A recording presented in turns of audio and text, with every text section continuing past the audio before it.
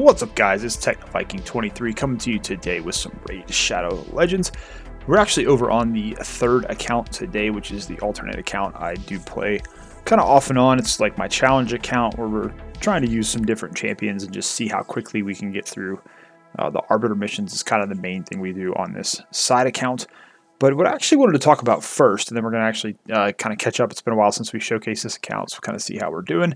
Is I actually wanted to talk about the guaranteed champion events that are going on every so often. We get one in the game, and I had a really awful summoning experience this weekend, so I am kind of reevaluating how I approach these guaranteed events. I had been in the practice of basically holding all of my ancient shards specifically for these guaranteed champions to get that guaranteed legendary champion, but I'm kind of starting to rethink that strategy a little bit, especially with how bad my pulls went this weekend.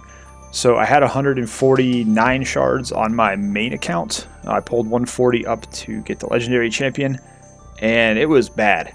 I had at least 8 or 9 full-on 10 rare tax pulls, which were just terrible.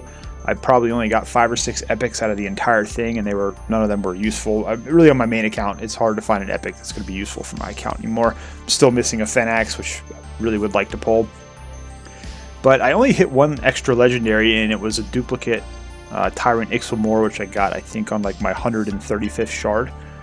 So it just felt really bad, especially when you see all these other people out there getting, 3 legendaries and 110 pull, or 5 or 6 legendaries for the whole event.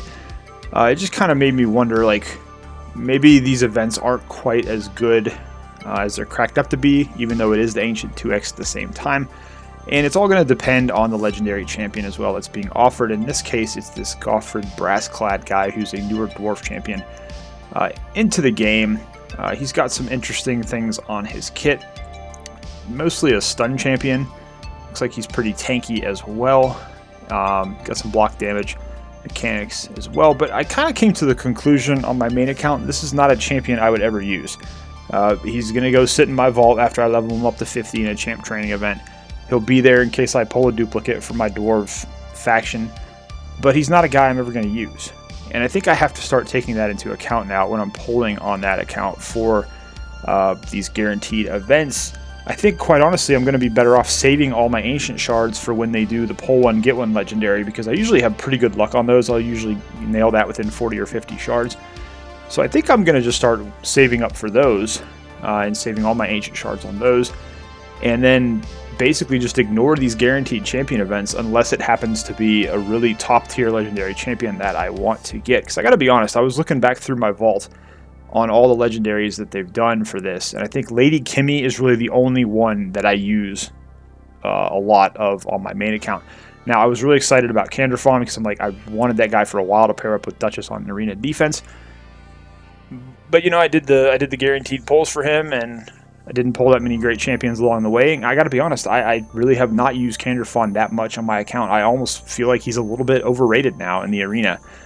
He's kind of gone by the wayside a little bit with how the meta's been changing up in certain areas. So it's kind of interesting how my opinions are changing a little bit. I used to think these guaranteed events were really good, and that's why I was saving all my ancient shards on my main account that I would get from Clan Boss. It was pretty easy to save up that many and have them ready for the guaranteed events. But I don't think I'm going to do them anymore, unless it's an absolute top tier legendary champion, because it's like looking at this guy, this dwarf, it's like I wouldn't use books on this guy. I wouldn't use him in any content currently. Maybe he'll come in handy on the new Awakening boss they're bringing in with the Iron Twins, who knows. But like I said, he's just going to become fodder for champion training. He's going to go sit in the vault. So I think I'm going to start being a little bit more careful on these guaranteed champion events. And like I said, I pulled 140 shards. I got a dupe Tyrant. That was the only legendary I pulled. I didn't get really that many epics. I had 38 ancients saved up on my free-to-play account. I pulled all those. Actually, I just really want a Seeker. I still do not have a Seeker on that account after 2 years. And it's kind of bad because I can 2 and 3 key Ultra Nightmare without Unkillable on pretty much every affinity. I've built 3 pretty strong clan boss teams, just normal clan boss teams, it's actually kind of cool to have that instead of having the Unkillable. But it's like, I have the Demitha, I have a Maneater, I've got all the components I need to build an Unkillable team. I just don't have the Seeker, because it's like almost every Unkillable team's got Seeker in there for, his the turn meter stuff he does, and the the attack boost and everything. So it's like he's my most wanted epic for the last, you know, at least over the last year or so, and I just cannot pull him on that account. So we had 38 there. I did not pull a single legendary. I only got 3 or 4 epics. Again, it was a really bad experience. It's almost like the 2x. It felt like it wasn't even on. Here on this account, we had 29. You can see we pulled our 29 ancients, which is a little bit more important on an account like this to pull on the 2x, because if you look at our login rewards, you can see we're only on day 120. We'll be on day 126 tonight. So we just got Dark Elaine. We're pretty new in this account, and like I said, this is the account where we are trying to push and get Arbiter as quickly as possible. So any type of epics that we can get that would be account changing, even the rares, would have been great. We didn't get any good pulls on all 29 of those shards, and what I really was going for was I'm missing 2 rares to finish Rosin. I need Halberdier and I need Raider, and so out of those 29 shards, I didn't get either one of those. Even pulling all those rares, I didn't get a single rare that was impactful for my account. I got a couple epics, but none of them are really that great. I think I fed most of the rares already. I had 1,500 energy today and was just working on leveling up champions so we get some chickens. But you see the rares that we still have that we didn't feed off yet. It's just mainly, you know, fodder there. But we did get Talia, and we got Shinaru, and I did get Grunch Killjoy. Those were the epics. So they're decent. We did get an Ugo. So Ugo was really the only one that I was really excited about, because Ugo is going to really come in handy once we get her built up for some of the content. But really nothing super account changing. The only thing account changing we got recently was our where's he at? Where's our ultimate Death Knight? He's in here. Here he is right here. So like I said, he's going to be an instant 6-star. I mentioned that in my spider tank video I did the other day. We've got some food here we're working on, and we got 2 5-star chickens. So we're basically going to bring him up to be our next 60, and quite honestly at that point I'm probably not going to 60 too much else, because we've got our main teams built, and we'll kind of jump in now. We'll switch more over to the account catch up on this one. You see we got some legendaries built up already. Deliana has been an absolutely amazing champion for this account. She's very, very solid. I actually did go ahead and invest some legendary books in her, and she's been helping me out quite a bit. We got Versolf here. We've got to kind of get him some better gear. Walking Tomb Dring has been huge for progressing through Spider. We've already got a Skull Crown.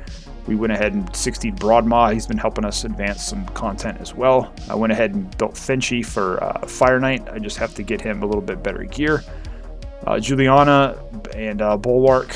We've got Grave Chill, Frozen Banshee, and Coffin Smasher. That's our main clan boss team that we have going so far. We're just kind of in the process of upgrading the gear. Got our War Maiden for our decreased defense. We've got Galek here, who's our starter. Obviously the big mistake here of building the 60 shield guard. I wanted to do it on this account just to see how actually good he was in early game, and of course we did a video a couple weeks back about why you should not waste your resources ever 6-starring an uncommon champion early on, unless it's Armiger. We have, wait, no, where is he? We have an Armiger here somewhere. Oh, here he is, who we haven't quite been working on too much yet. But yeah, don't be wasting your stuff on an uncommon. The reason I'm doing it on this account is we're kind of having a little bit of fun here. That's why we have an Elf Guard here, and we have a couple other uncommons built up to 5 stars. It's just kind of goof around. Since this is a third account, it's kind of a side account we play. Got some good legendaries. We actually already pulled a Yannicka. We're going to get another one from the clan shop. We got Alexander because that's when we started the account, when he was the login champion. We got Harvest Jack. We've got Shemnath, Saito. We've actually gotten really lucky in some of like the pull one get one legendary events they've done, so that's been pretty good so far. And we got a couple decent epics. We got Inquisitor, we've got Gembo, Infernal Baroness, Magnar. We've got all kinds of really solid epics already, but we again just don't really have too many resources to dump into them just yet at this point.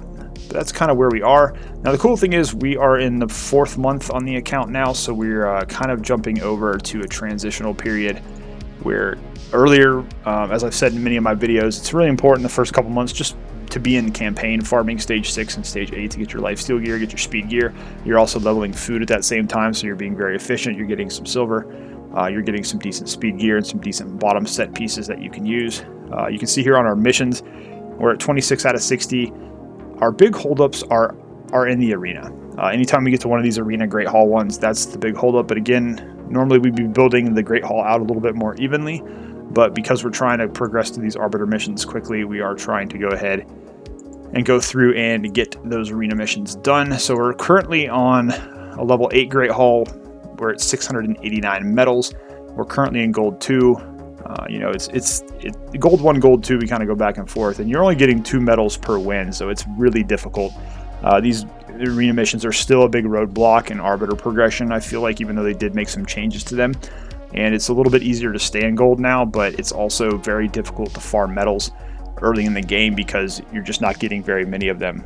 So like, for example, when we actually do finish up this 8 out of 10, the next one will be 9 out of 10. Well, in order to get that, we're going to have to, if we're in Gold 1 and 2, we're going to have to win 450 matches, which can take quite a while. But that's why we only have these ones so far, because we've been really hard focusing on getting into that Arbiter mission to get that finished. And you can kind of see, I'll show you our team here. Defense, we do get a couple wins here and there, because I found that Delania is actually very strong for defense. So we kind of just have this team thrown in there. So we win some, we lose some, but we basically stay in an area where we can kind of farm back and forth. And then we're not going to go here, but this is my team I'm running right now. We've got Gorgorab, War Maiden, Haikatu, and then Galek to be the nuke there. Gorgorab's kind of our baby Arbiter right now. It's kind of nice that we pulled him, because now we're going to have 3 speed leads once we get Arbiter that we can use in 3v3. 3v3, we're kind of just hanging out in Bronze 2, kind of go back and forth. We're just doing our matches every day to get the Drexthar Blood Twin Shards. That's the main focus there. You want to make sure you're going in and getting those shards every day if you can, doing your matches just to get him, because he is a great champion. That's going to be really helpful. Although now that we're getting Ultimate Death Knight, and I'm not really quite sure I'm going to need Drexthar for the Spider, but he's just really good at Doom Tower and a lot of other places. We haven't really been doing much Doom Tower. You know, we'll push as high as we can go. I think this time we didn't even get to go much further because of the Scarab King, and we don't have anybody that can deal with that just yet, because we're not really focused on Doom Tower. We're not doing Hydra at all, really. Now, Clan Boss, we are able to 2-key Brutal. This is the team, like I mentioned before, that we are using. So I usually put 2 keys into Brutal and then 1 key into Hard if I'm playing and I'm on when we have extra keys. We're going to make the jump to Nightmare pretty soon. All the masteries are done on the champions. It's just getting better gear for those champions. But the cool thing is we have actually managed to progress down to Dragon 20, and we're at a point where the time is not fast, but I actually can put this on auto battles when I go do something else. I can come back and see what kind of gear we got. So now that we're actually able to do Dragon 20, I actually will show you the team here. I don't want to see. I hate that it does that. It makes you spend the gems to have to view the team. But I basically use Frozen Banshee, Graveshield Killer, Juliana, Broadmaw, and then Deliana. That's kind of the 5, because we actually die in the waves because of the Hordens. They'll usually kill at least 1 champ per round. So Broadmaw's there to bring them back. When we get to the Dragon, it's actually pretty easy because we have quite a bit of poison on the team. So getting through the waves is a bit tough, but then the Dragon battle is actually pretty easy. But the team is pretty much 100% success rate. It just takes them a little while to get through. But we're at the point now where we've moved from farming campaign. Now that we can do Dragon 20, it actually does make sense to farm there a little bit. We're getting some better speed gear, and we're mainly trying to get some better lifesteal gear so we can move up to start working on a higher Clan Boss tier. Minotaur, we're already down. We do 15, minute 38, not too bad. We've got Ice Golem down to 14. I haven't pushed any of these dungeons besides Dragon further than I have to for the Arbiter missions, because it just doesn't make sense to waste energy on them yet. So the next one for Ice Golem will be 15. We should be fine there once we get to it. Spider, I believe we are down to 15 as well. And this is going to be pretty easy now that we have Ultimate Death Knight and Walking Tomb Drang for our AoE HP burn. So I don't anticipate having any trouble getting to Spider 20 once I get Ultimate Death Knight built. I think that's going to be pretty cool. And then Fire Knight, I believe we've gone down to 14 as well. So we've only pushed as far as we've had to for the Arbiter missions. Fire Knight, I don't think we're going to have much trouble. It's just going to be whether or not we have a turn meter champion that can help us do that. But we do have Light Sworn, so I think he's going to be pretty helpful there. The keeps, I think I've only gone down.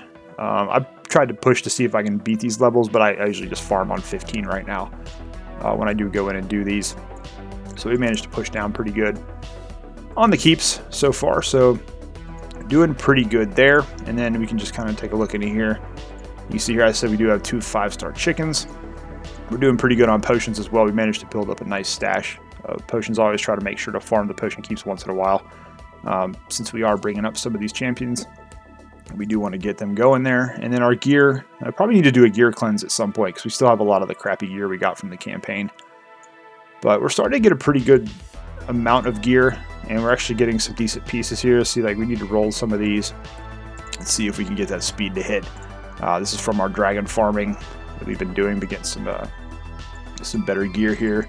Got some pretty decent accuracy gear here. We just got to, again, start rolling some of this up. Silver's a little bit harder to come by early in the game. You can see we're getting some decent lifesteal pieces we need to roll and actually start working on getting these onto our clan boss champions so that we can actually start progressing that a little bit further. Although, you know, 2 King Brutal right now at 4 months into the game is not too bad. It's actually pretty good. There's some nice defensive 6-star boots here that drop from Dragon. So we're just kind of working on some of that there, but we do need to go through here and cleanse at some point. And normally on my main account, like, we wouldn't be keeping any of this gear, but at this stage of the game, it's important to keep pretty much anything that's got good rolls on it, because you are going to want to use broken sets, broken pieces more often than sets. And actually, I think what I'm going to do is when I do build my Ultimate Death Knight on this account, I really do want to put him into a poison set. I don't know if I have enough poison gear to build him out with the stats that he's going to need, but I do want to put him in a toxic set to use him on Dragon to help speed that up a little bit, since he is Force Affinity. It could help us out on Dragon 20, getting through the waves a little bit quicker. But I think I'm going to do a series, maybe with 1 or 2 champions on this account, because to help earlier game players build a champion and go through it, where it's like you're not necessarily going to put them into a set. You're going to use each piece that you want that's going to have the stats that you need. So, like, if you're trying to build a defense champion, you're going to use the best defensive percentage chest piece that you have. It may not be within a set that you want to put on there, but that's just how it goes early in the game. You want to be building for those stats, and then once you get better gear later on in the game, that's when you can kind of move in and start working on getting a little bit better gear and getting into the gear sets. But you can see here we've got quite a bit of gear that we've managed to get from Dragon, so we're going to have to go through here at some point and start looking into whether or not we want to put some of this together. Now, we have been getting quite a bit of the cruel gear from the clan boss. Again, we kind of need to go through some of this stuff and start seeing if we can put any of this on any of our characters to be helpful there. So, going pretty well so far. And we got the perception gear going too. We're doing faction wars just to make sure we do get some of the gear here. We did get a 6-star set of crit damage gloves, which is nice, but we do need crit rate more than anything. We've got our bolster gear we crafted from Forge Pass, just from the free pass there. So we'll have to go through here and see if we can get any of this to go on to a defensive champion. But that's kind of how the account's looking so far. It's not too bad. I'm actually having a lot of fun with this account just because you've got that sense of progression, which I really don't have on either of my other 2 accounts anymore at this point, because every little bit of progression on the free-to-play account is coming very slowly, since we're moving kind of from late game into end game there. And then on my main account at end game, it's just there's really not much to do until Awakening comes out and we see whether or not that system is going to be any good. We've got our shards here. We actually did pull some voids that we had the other day. I think there was a void 2x recently. We're trying to save our sacreds and not pull those as often if we can avoid it. I don't really try to do fusions or focus on any of that here, although we did go really hard for Walking Tomb Drang just to get that HP burn champion early on in the game, because I remembered on my free-to-play account not getting an HP burn champion until late in the game was really bad. It really hurt me in terms of progressing early. So where we managed to do some Doom Tower, we have 30 shards of Archmage Helmet. We've got our Drexthar shards, and then also Yannica from the clan shop, and that's kind of what we're working on there with that. So kind of a fun account. We'll do some more videos with this account. Like I said, probably building a champion and going over the stats versus sets and trying to get those stats we need for early game. Kind of show that off a little bit, but I kind of wanted to just give you guys a look at this account and how it's been going, and how we're working on those Arbiter missions. So as always, guys, if you have any questions, feel free to leave them down below, and I'll do my best to get you an answer as soon as I can. As always, hope you guys are having a great day. Thanks as always for watching, and I will see you again next time.